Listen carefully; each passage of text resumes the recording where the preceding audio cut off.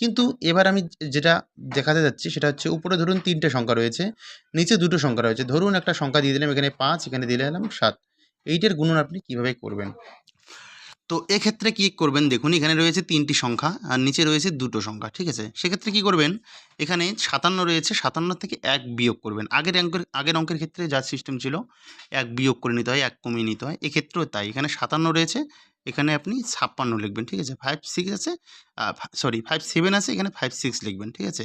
এইবার কি করবেন, এখানে 2টো সংখ্যা রয়েছে, এখানে ডান দিকে 2টোর থেকে বিয়োগ করবেন, ঠিক আছে? এবার বাঁদিকে একটা সংখ্যা কি বাড়তি রয়েছে, এর নিচে কোনো সংখ্যা নেই, সেক্ষেত্রে 9 9ই লিখবেন, ঠিক আছে?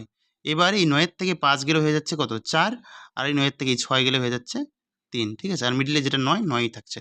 তাহলে 999 এর সঙ্গে যদি 57 গুণন করি আমরা, 56,943 আমাদের অ্যান্সার হয়ে যাচ্ছে। বোঝা গেল? এবার এবার দেখুন